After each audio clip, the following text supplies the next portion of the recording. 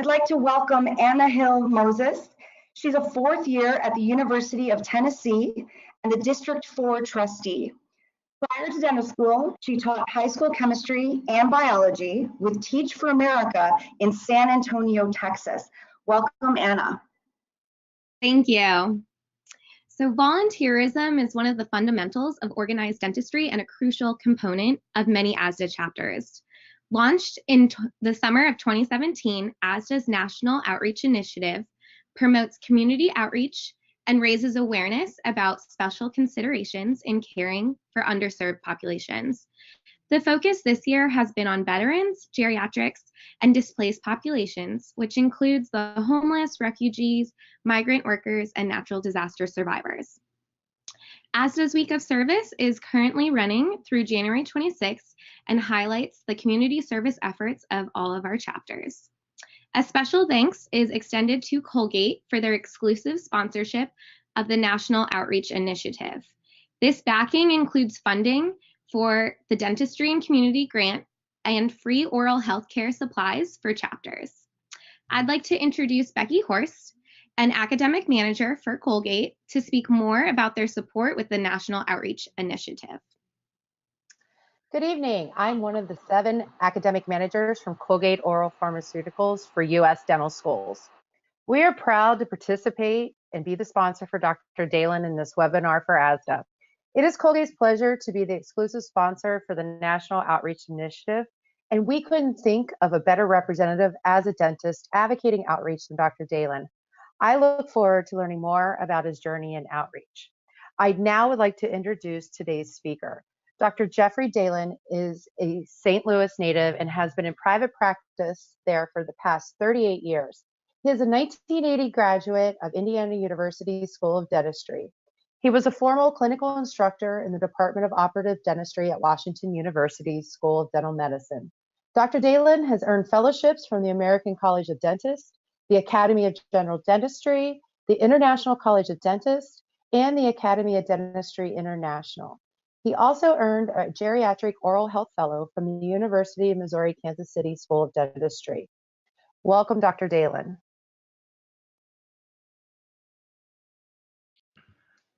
All right, welcome everybody. I'd like to thank you for taking time out of your busy schedules to sit in on this webinar tonight. And I do remember my dental school days, so I know busy is an understatement for what you all are going through. So I'm going to give you a nice 1-hour fun break here for you. I understand that this week is the week of service as part of ASDA's National Outreach Initiative. It's great to get involved with the cause. There's no better feeling than giving back. You have all sorts of choices, but why not do something that utilizes your skills in dentistry? Better yet, why not start something new that will help others? My webinar this evening will take you on my journey of the setup and implementation of the Give Kids a Smile program from its beginnings in St. Louis to its adoptions by the ADA as its National Children's Dental Access Program to its continual evolution to where it is today. Everything I talk about over the next hour can be applied to any outreach program of your design. Please take my ideas and start a program dealing with geriatrics, veterans, any other group, children, any other group that's in need of dental care.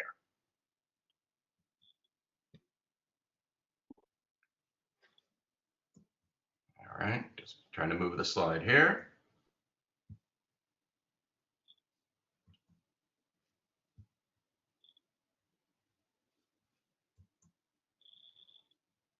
There we go. Let me go back one. You've already heard my short introduction, and thank you, Becky, for that. Here's details on how to contact me, and by all means, write this down, email, call, whatever you want. I am here from here on out to help you out in any way I can. It's always good to start things out with a little background history. Let me tell you how it all began. In 2001, the Greater St. Louis Dental Society here decided to establish an ad hoc committee on how we could give back. How can members give back somehow? A group of us got together, we're talking. First project we ever completed, and it was a pretty quick completion because we got together a list of all the places around the world you could go and do missionary dentistry. There are plenty of places. I think we published in our local magazine this final list. It ended up being like 10, 12 pages long. And we felt pretty good about ourselves. It's like, okay, people can give back. Here's places to go, start volunteering, travel around the world, get things done. We then got back together after that and thought, okay, what else can we do? And I kind of raised my hand because it happened that I was the only one that had never done any of that before. And so I kind of said, why are we going all around the world? Why not clean up our own backyard first? So we started kind of brainstorming there and came up with a name, Dentists Who Care. I think it's even still around in other forms. It is in ours.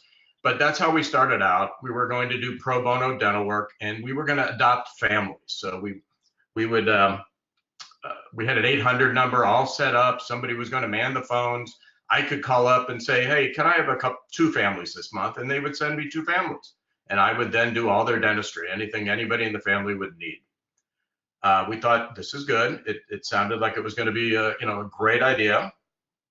But then as we got closer to actually figuring out, can this work? We started playing devil's advocate. And then we thought, well, how do you know that somebody's not going to take advantage of free dentistry? It sounds great, free dentistry. Let's make that call. Let me call that 800 number.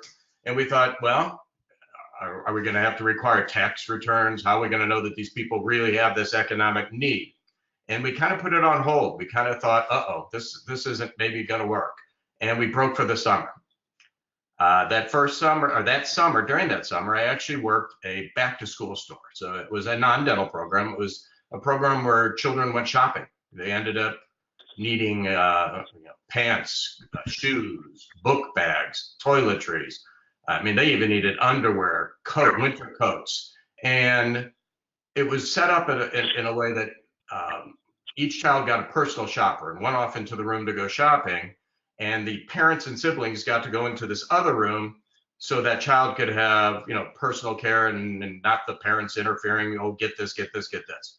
It was going to be a special day for the child. I was in the other room just kind of entertaining the families, talking about dental care and just giving them information. And the kids would come out. It was adorable. They had this big old bag dragging behind them of all the free goods they just picked up. 200 of them. That first event was 200 of them. It has since grown to about 1,200, but at that first event, 200 children. And it was fun. That was it. So it was in like August. We met back up again in October, the same committee. And we're still kind of hitting that wall of what are we going to do? How are we going to verify this? And I kind of raised my hand and I said, I just did this very cool program. These children needed, underwear, shoes. I mean, I don't think we have to worry about economic need. Why don't we get those 200 kids and do their dentistry? And basically, that's how Give Kids a Smile started. It was born that day. We got it going. Let's start planning. We divided up areas of responsibility. Somebody was in charge of kids. Somebody was in charge of the facility. Somebody was in charge of supplies. Somebody got the dentist. Somebody got the hygienist and assistants. And we were off and running.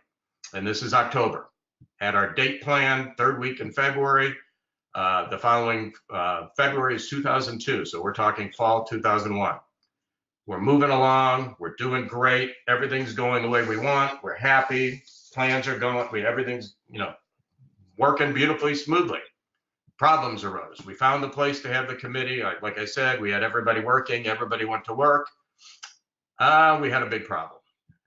Those 200 kids we tried to get, met with the organization that had those kids, that found those kids, and they wouldn't give them to us. They were not interested in working with us. We found out later why, and we can go into that at the end, but if anybody has any questions about that. But here we had a place, we had volunteers going, we had supplies going, we had everything ready, and no children. So we had thinking, okay, where do we go now? And this is part of this presentation tonight, is to illustrate how you all will run into roadblocks, and you have to figure out how to get around them. So, okay, where are we going to find kids? And we thought, school nurses. School nurses, they're great. They know everything. They know about the kids. They know the family situations. They know the economic situations. And they know about problems kids are having in their schools. They know which kid has dental problems. They know it up front. it was an interesting little side bit here. The nurses had fun with, well, we'll get into that in a second. Anyhow, so let's get back to that. So we called the city school nurse, the head of the city school nurses in St. Louis. And she basically said, I don't have time for this, and kind of hung up. And we thought, back hitting the wall again. Where are we going to find these kids? It turned out somebody on our committee had the assistant superintendent of the school as a patient. So he called him, explained to him the situation. He said, give her 2 days, give her a call back, she'll help you. And sure enough, 2 days later, we called her and we got kids. That February, we finally put it on. Give Kids a Smile was official. There's our logo, which is still our logo today. And we put on our first clinic, very first clinic, February 2002.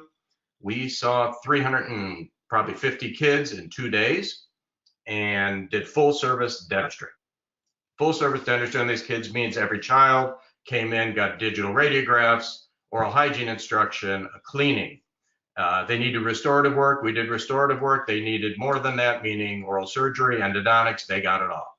We had every child there 3 minutes, or 3 hours, I should say. 3 hours we had the kid, and we did whatever we could in those 3 hours. So we had kids. We did our first one. It went very well, very exciting. Here are some pictures from the first few clinics, and you can see everybody's having a good time. Let me get back into that story. So I told you the majority of these kids we ended up seeing were from the city nurses, school nurses. During that day, they kind of had a little fun with us. They came up to us and said, so what do you think the #1 reason kids come to our offices every day is? And my answer was, accidents, illness, things like that. And they said, no, #1 reason, dispensing meds. So that's something they do on a daily basis with a number of kids. They asked again, what do you think #2 is? And I said, accident and illness. And they said, no, dental pain.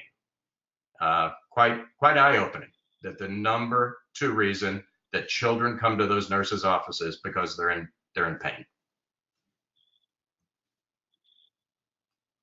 So just, we did our first clinic. We were feeling great. I thought, I think everybody can do this. This came off so smoothly. We put this thing together in 4 months and went 350 kids, everything great, did all this dentistry, and we thought, hey, everybody can do this all around the country. So I put together a how-to manual, basically what the committee positions, what everybody did, and included our paperwork, our charts, everything. I called CAPER, Council on Access, up at the ADA building, offered them this notebook and said, hey, this is something everybody could do. It kind of bounced around a little bit up there, but it turned out 2 months later, so just April of that year, which had been 2002, the executive director at that time, Jim Bramson, heard of it, loved it, went to the board of trustees, and they voted it the Children's Dental Access Program for the American Dental Association. And it's been that ever since. So we were quite honored that they liked the idea and took it across the country. Give Kids a Smile at that time then went from a little idea in St. Louis to a national program, and basically in 6 months it was there. It's a prime example then for everybody listening tonight on how one little idea in St. Louis could become a national program.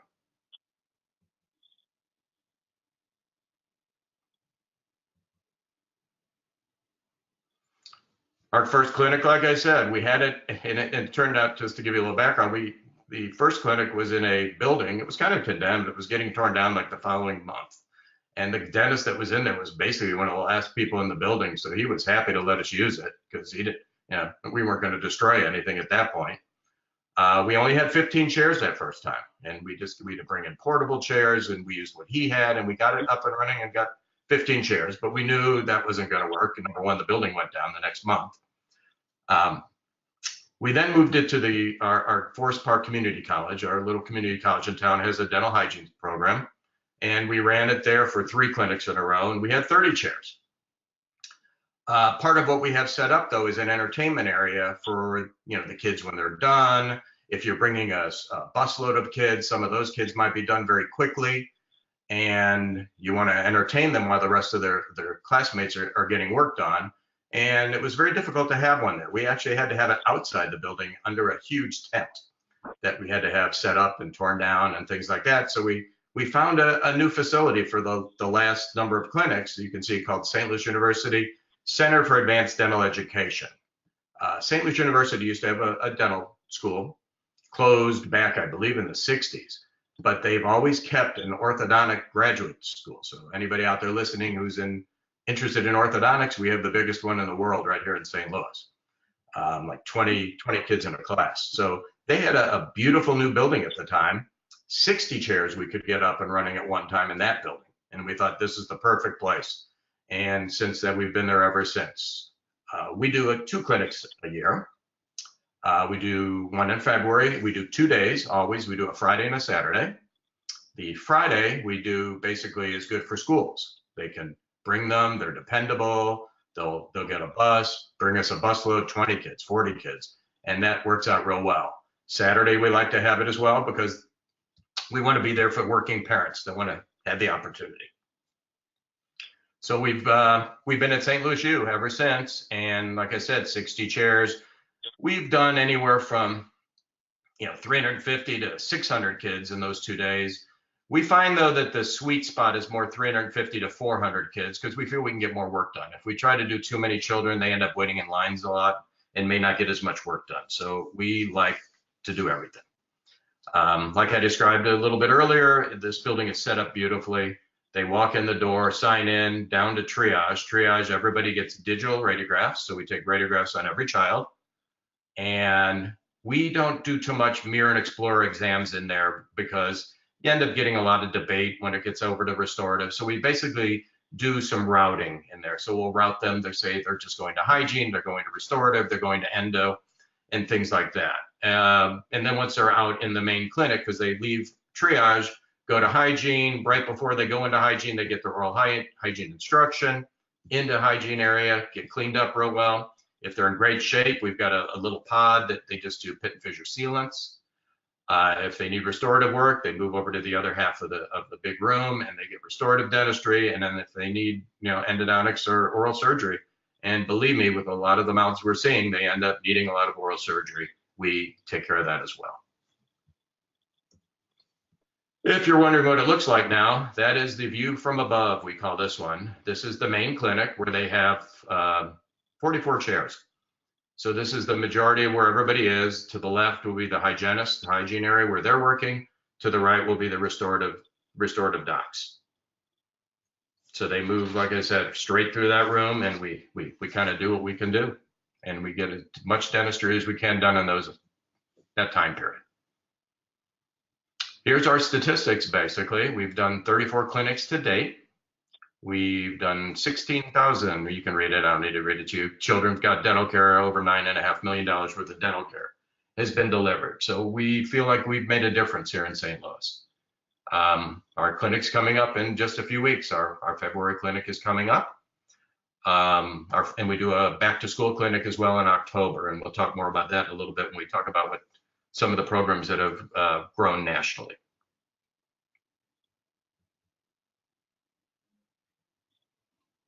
Evolution is kind of important. And that's an interesting thing to think about when you start something and we're doing this full service dentistry on this kids. We found that things were needed that we couldn't do in those 2 days and 2 days. And sometimes the child would have, they had a lot of work to be done and couldn't get it done. So sometimes they would wait till the next clinic, call back and come back and try to get more work done then instead of getting it done. When they leave, we fill out a form for the parents, for the guardians or parents, saying this is what we've done to your child today. This is what it's worth. We like putting a dollar value on it. And we say your child is in need of more work. And then we will give them a list of Medicaid providers in the area and say, please find a dental home and finish getting the work done. We were finding that a lot of times it wasn't getting done. So we evolved, like I said, and we started something called Smile Factories.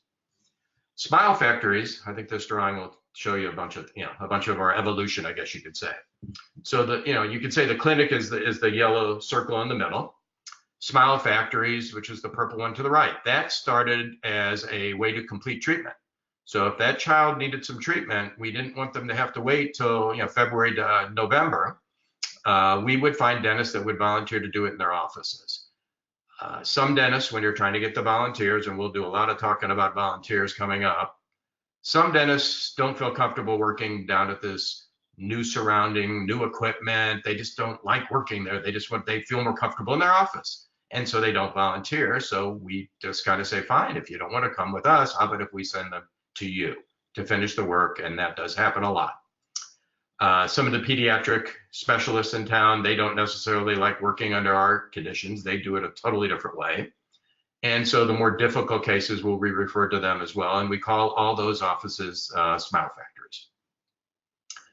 If you go down to the tiny smiles, which is kind of the orange one, kind of in the salmon color in the bottom right-hand corner, tiny smiles started when we were finding out, our age range that we decided to do when we started doing our clinics was kindergarten through 8th grade.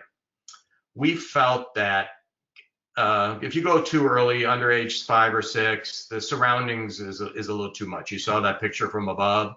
There'll be hundreds of people in this place, and it's as we like to call it, controlled chaos.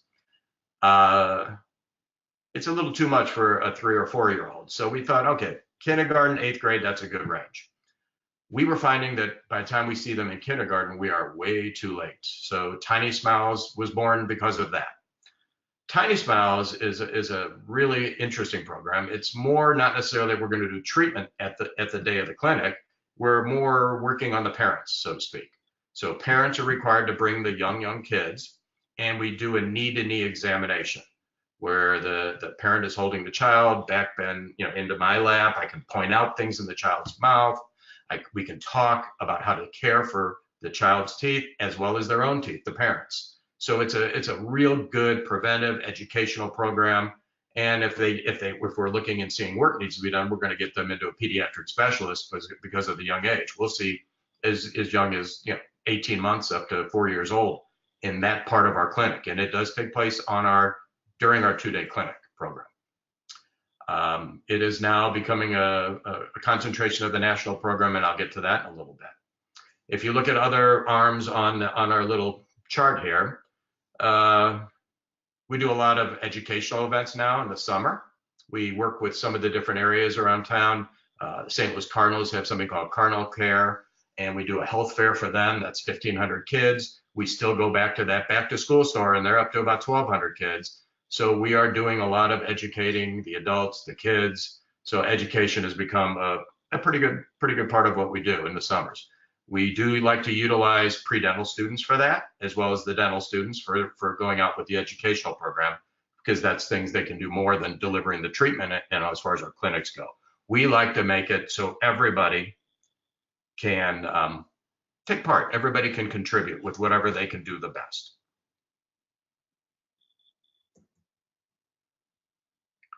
Let's talk about some of the national program. So like I mentioned, back in 2002, the American Dental Association adopted the program. For the first few years, it was a nice feel-good program. We had some big national sponsors, Colgate, Henry Schein, Dexis at the time for digital radiography. We felt that was an integral part. And the 3 main sponsors helped us get boxes of supplies for programs around the country. We wanted to help. We had a website, at the American Dental Association, and we could list our forms and things that we could help programs around the country, and we did that for a few years. Then we decided to really start to ramp it up and do some more larger programs that can have a little more impact. One of which is what you're looking at right now. For I'd say 6 years or so, we were part of NASCAR. It turns out 3M has a racing division. 3M also has, or not, in fact, they don't anymore, but they used to for a lot of years. They also obviously have the dental division. I'm sure all of you have used some of their products in school. What they found out though, the dental rep from 3M found out that the racing rep never really worked with any of the other divisions. And he thought, why can't they work with us? And so we actually started a NASCAR program with them where we were the sponsor. Our logo, as you can see on the picture, we became part of the car. the 3M car. We utilized the driver. Greg Biffle did PSAs for us, filmed some PSAs for us, and he was really good about it. We went out, did some educational stuff, and the first, I'm trying to think, 1, 2, 3, probably 4 times we did anything, we actually went to the racetrack. So our very first one was in Charlotte, then we did Richmond, then we did Dallas. We would go to the racetrack. Outside of the track, they have like an entertainment area, and we set up a big tent. And we would bring kids in from the city, and we would do some screenings on them, some fluoride treatments, some sealants, and we would give them a tour of the track. So this would happen the day before the race, and the day of the race, we would hand out educational information to people attending the race. And you're talking, it could be 100,000 people coming through. We won one race a year. We actually had our logo on the car, as you can see on the hood of this car. And the Michigan race, the one that was in Michigan, Greg Biffle actually won that race in our car. And he got out of the car in the winner's circle and said, I'm driving this American Dental Association's Give Kids a Smile car, and I hope I gave kids a reason to smile today. And we were just, beaming over that one. So we did that for a few years. We then started thinking maybe we could have more impact if we would go out into the schools. So we would go to different area schools with what they call a show car, which is an exact duplicate of that car. We'd have a school assembly in front of the whole school, go in there, turn the thing on, and get kids all fired up, hand out some things, talk about dentistry with them as well. So we did that for a number of years. It's since stopped. For one reason, 3M stopped the racing division. So they sponsor a little bit, but not like they used to. But it was an interesting way to take this program. Remember, again, started out as a little program here in St. Louis, and all of a sudden it's working with the NASCAR people. I mentioned earlier about Tiny Smiles becoming now a little more important nationally. This is not out yet, so you're getting a little sneak peek of something we hope to come out with soon. As we've worked over the years and evolved over the years on the national level, so up in Chicago, we talk again about, are we too late at kindergarten? We really need to start earlier. The American Dental Association is very instrumental in coming out with a lot of information now about bring your child to the dentist by age 12 months. When that child has teeth, you need to get to your dentist. Some dentists are a little uncomfortable with that. We'd like to make some dentists a little more comfortable with that. But we also think a big part of it is educating the parents so they know what to do. They know, number one, baby teeth are important. Number two, how to take care of them. We hope to work with 4 different groups with this program. First group is OBGYNs. So if you really want to think about it, we want to start our education in utero. So we want those parents to know teeth are important. Teeth are important for them, the mothers to be, and teeth are important once that baby's born. Start thinking about it right away, and that's the purpose. So we want the OBs to start handing out these tear sheets. The thing you're seeing on the left side there is the tear sheet. Very simple, explains everything and the different stages. We also want to work with the pediatricians because they're seeing the babies once they're born. So we want them to get involved in this as well. We're also getting involved with daycares, preschools, daycares, because they've got those children again from birth to kindergarten.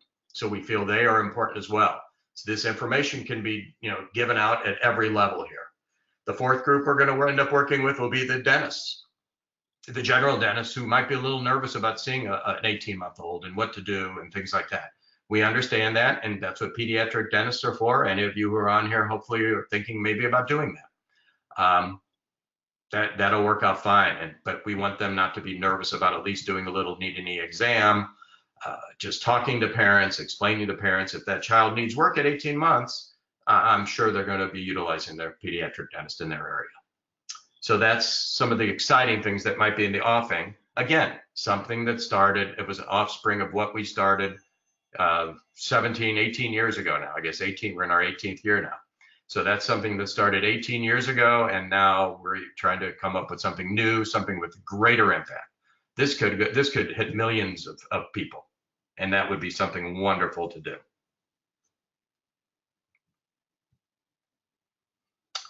With any program like this, we have challenges. We talked at the beginning, we talked a lot earlier about the challenges we had. All of a sudden, we're ready to go. We had volunteers, we had stuff, we had a place, we had no kids. We tried to use an idea, and we got hit a wall there, but we finally got around that wall.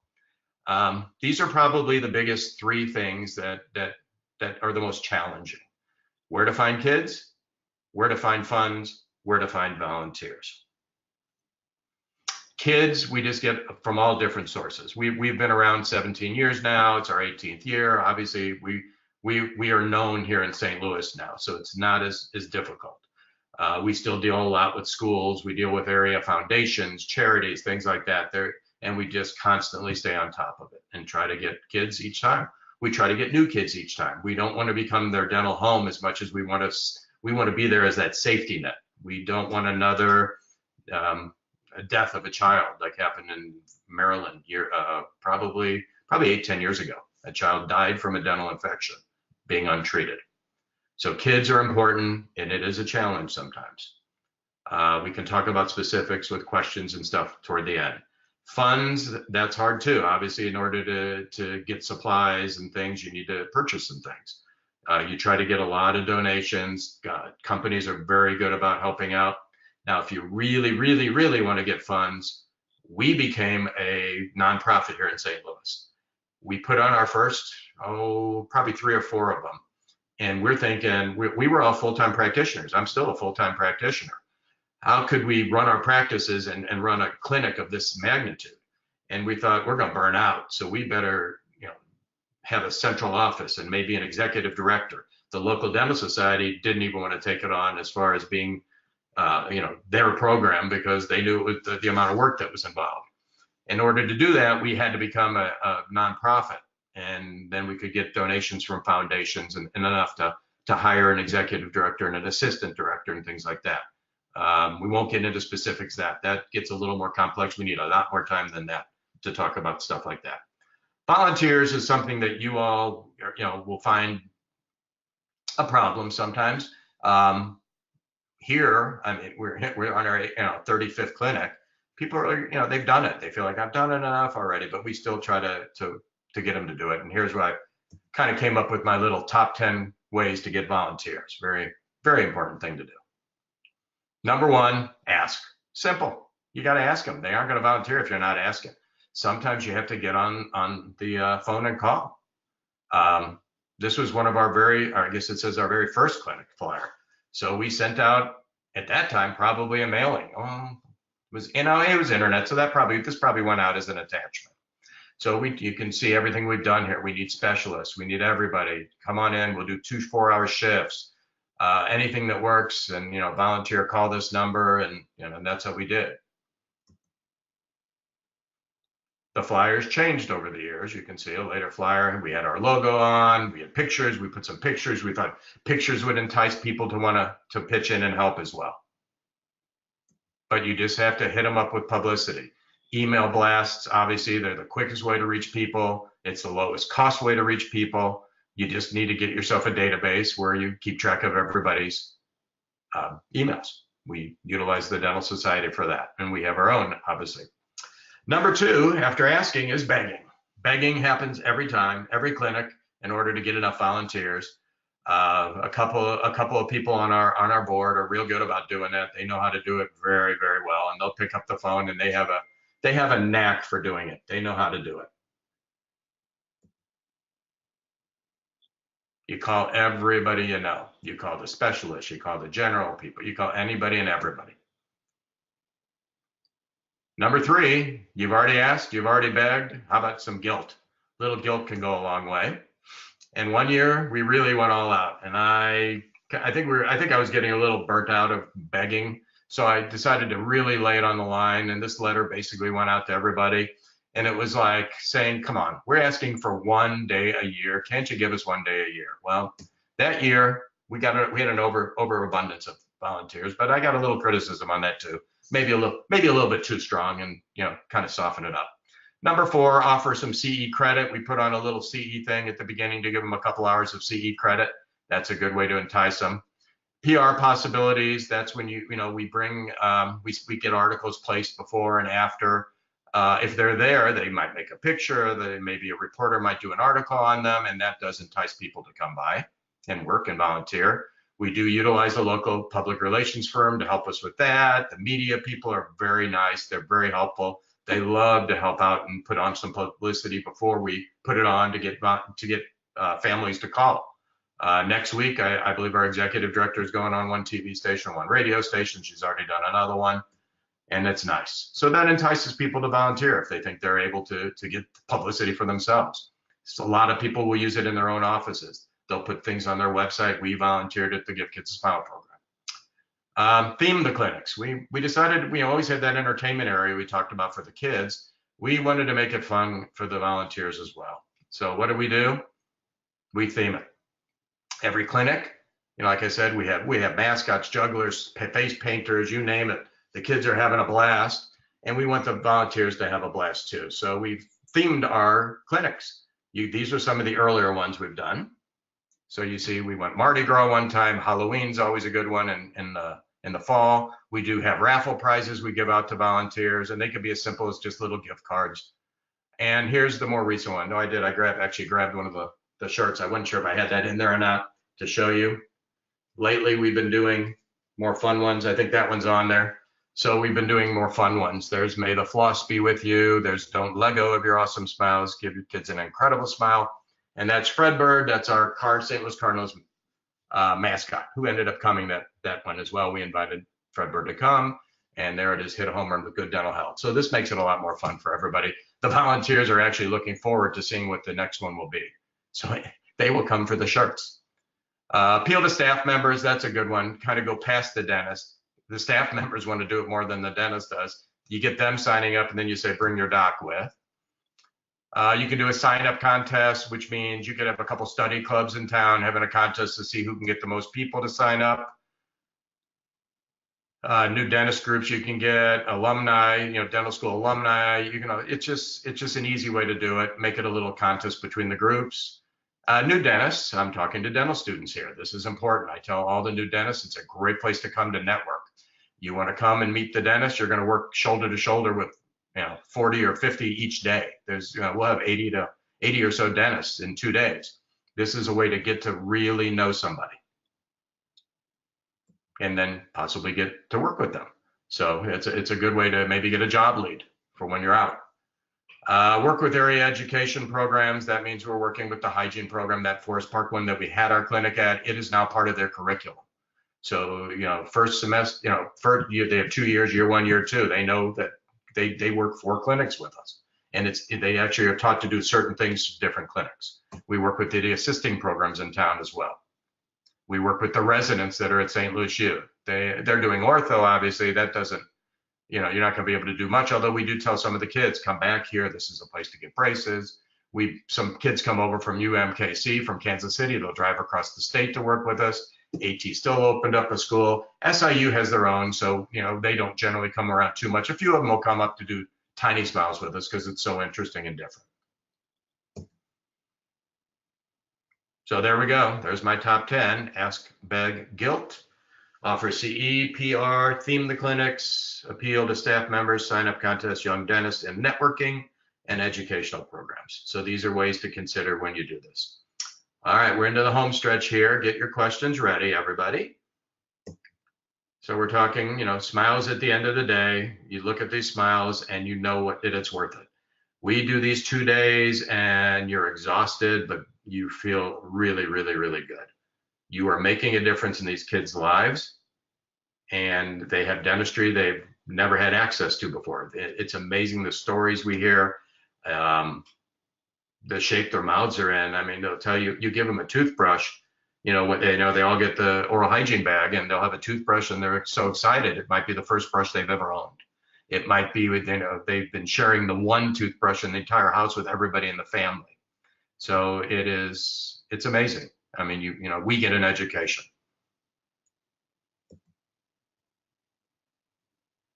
So like I keep saying over and over again, these causes are wonderful, whether it's kids, whether it's geriatrics, anything you all want to do.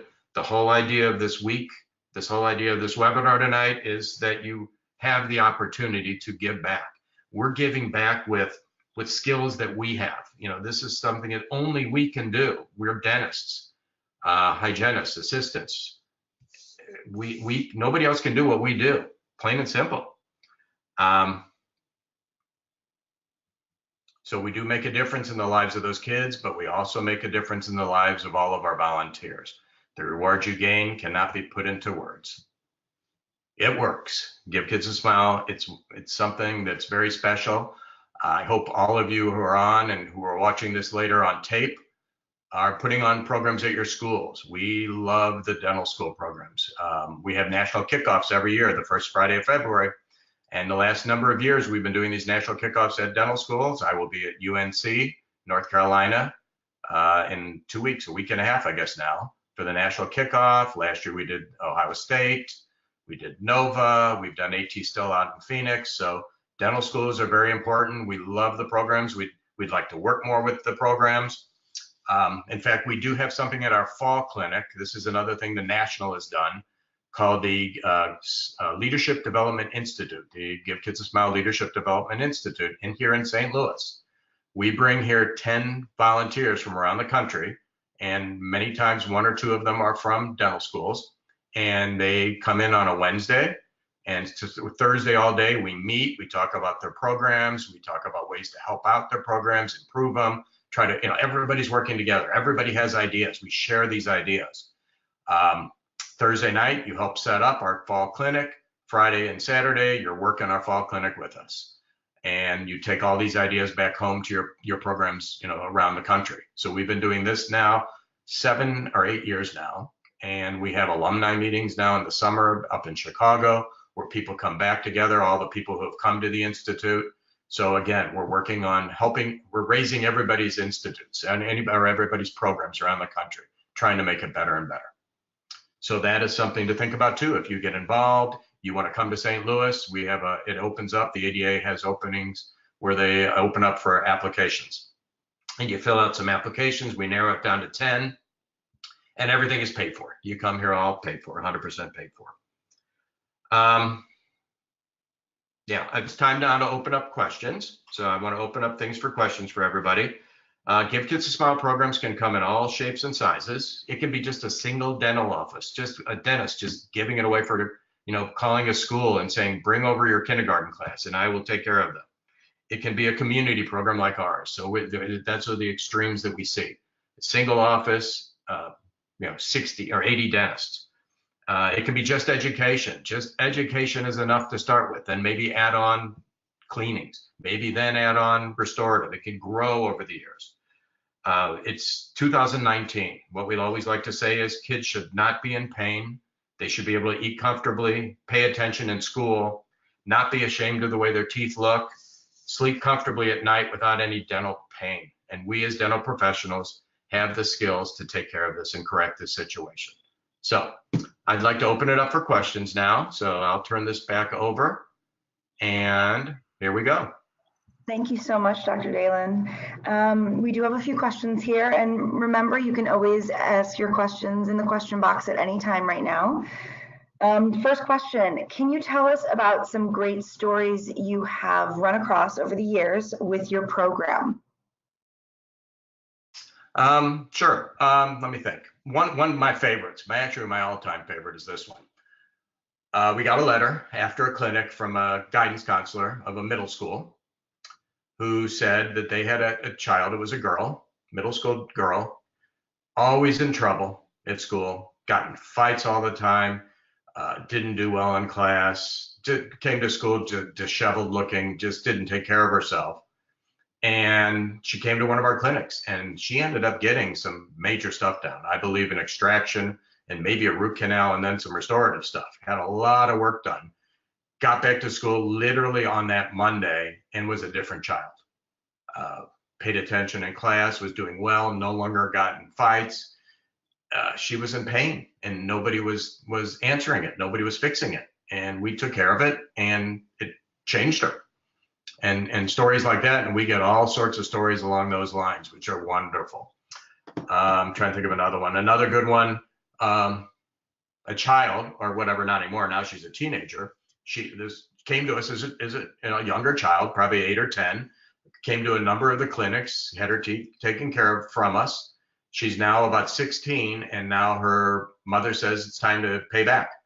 And they come and volunteer every clinic now, just from that. We're still waiting for our first dental student. That's our goal nationally from the ADA standpoint. We would love to have somebody go to dental school who grew up going to a Give Kids a Smile clinic and got turned on to dentistry and wanted to then become a dentist. That would be our dream. So anybody out there who has if they know anybody in the future, let us know. That's important. So hopefully those are a couple of good stories. Our next question is, how can programs like GCAS be used when dealing with legislators? Yeah, when we started, actually, I think that was part of the big attraction from national, from the American Dental Association. I did talk to somebody in the Washington D.C. office who helped me get it adopted as the national program. And when I told him about it, it really fired him up because he's in the DC office of the ADA. And he said everything we were doing played into what he does there. That a lot of times the congressmen, the senators, they don't think we care. I mean, we're just, upper class. We don't care about things like this. And so this was a way to show them we do care, and we don't want to leave people behind, and we don't want people to have trouble. That here we are trying to take care of the situation, trying to pitch in. We have the message also that charity care like this is not the answer. We need your help, meaning we need the legislators' help. We have invited local and state legislators to our programs here, and they do like coming, and they do learn, and then they become friends with us. And when something comes up especially on a state level, because you all will learn around the country that the state are the people that really affect you on a day-to-day basis the most, meaning government especially. National, okay, there's some stuff. Local, there's a little stuff. The majority of things take place on a state level. And part of what we do, and you'll learn too with the legislature, is you have to make sure dentistry's watched out for. And we do the watching out for them. So bringing them to our program, showing them what we're doing, and then gives us an opportunity to then ask them for help again. Please make your Medicaid program larger. Raise the levels. More dentists might sign up to be part of the Medicaid program. Look what you're doing. And you explain it, and they've never heard of it before. They're amazed by what they see and by what's going on. They have no idea that things are like this. When they see it in person, it amazes them. Another little story. I guess I'm full of little stories. Another little story is little girl came through, probably nursing bottle carries. So, I don't know if any of you or most of you have seen pictures or whatever of this. It's not a pretty sight. And she's a gorgeous little girl, smiles at you, and you're taken back if you've never seen it before. It just so happened when she came through, we had the photographer from the local newspaper there, and he saw that and was very taken back and kind of hung around for hours afterwards, called me later in the day to see if she was okay. How did she do, et cetera, because he was so taken by it. So happened that same day, later in the day, this was the lieutenant governor decided to show up, and he was walking through with his entourage. And I'm sure it was a photo op in his mind, and I'm thinking, not getting away with that. It's got to be more than a photo op. And just by luck, this same little girl got sent back to triage, where I always hang out, to get some extra, images. And I'm thinking, this is great. So of course I had to introduce him to her, and boy, was he taken back. And I pulled him aside and explained to him, what caused it, what we're doing, how we're going to help. And he was like, just tell me what I can do to help. Help, whatever you need, tell me.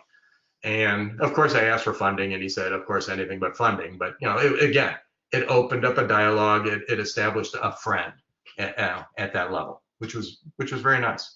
So hopefully that answers that question. Our next question is, how can I be involved in the program as a pre-dental student? Pre-dentals, like I mentioned earlier, we use them a lot. Number one, we'll put them to work at every one of our clinics. Depending on what they know, how much they know, what they can do.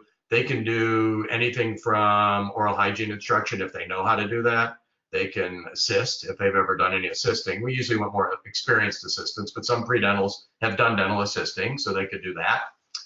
They can run kids back and forth. We have what we call runners, which are running the kids around the clinic, staying with the kid at all time. So we do utilize them in all of those ways. Of course, set up and tear down and clean up. They come in very handy there. We like to put them to work also at those health fairs. The afternoon health, those summer health fairs we do. So they'll come with us and man our booths, so to speak. We call them booths, obviously, and we're handing out information. And we've got the big stuffed animals with the big teeth and the big toothbrush, and we're playing with the kids and explaining to the parents what's going on. And at the same time, we're trying to get them to sign, we're giving them information about our upcoming clinic and, in the fall, if it's a summer health fair.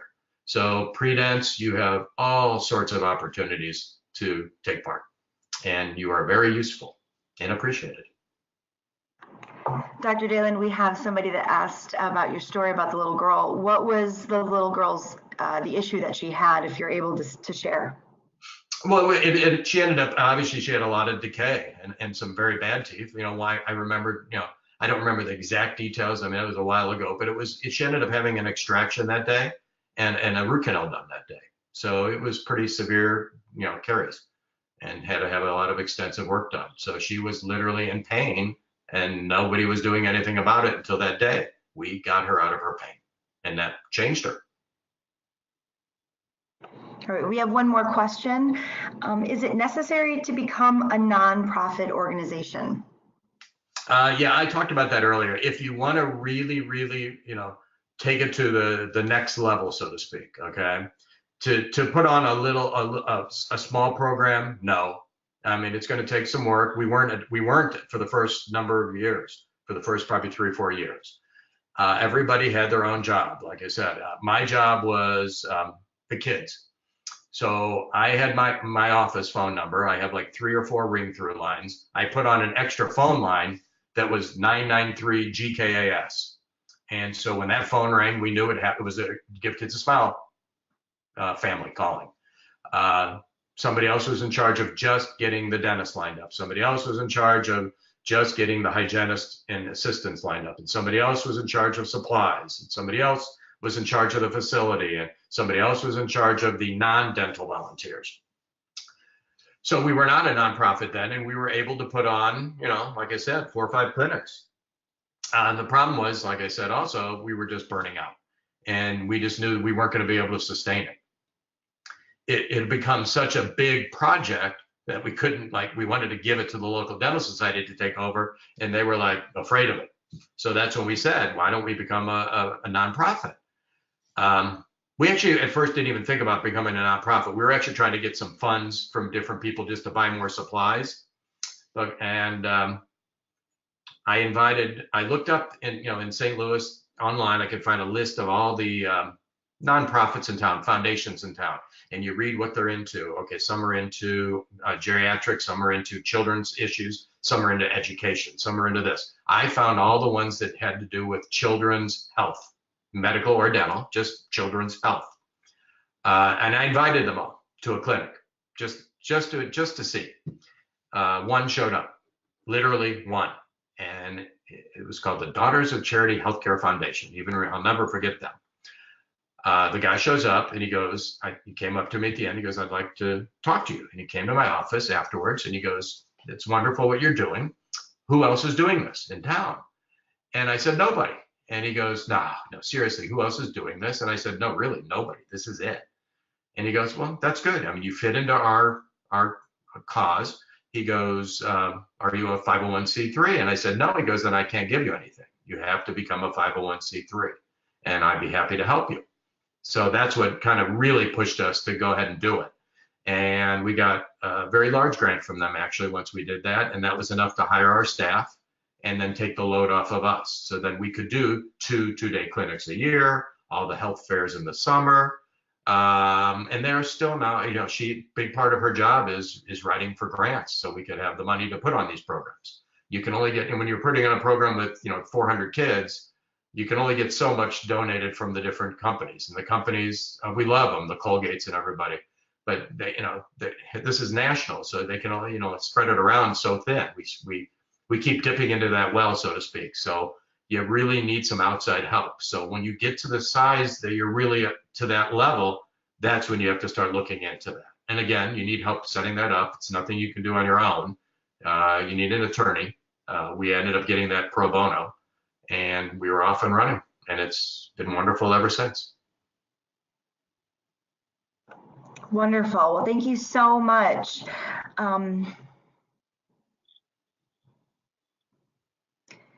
Follow up with our speaker, and for more details on the National Outreach Initiative, please refer to the information on the screen. We would like to thank you for participating, and to our speaker, Dr. Dalen, for presenting tonight's program. A special thanks to Colgate for their support of ASDA's National Outreach Initiative. This program was recorded, and it will be posted on ASDA's website and emailed to all participants. Thank you so much for joining us tonight. Thank you, everybody, for coming.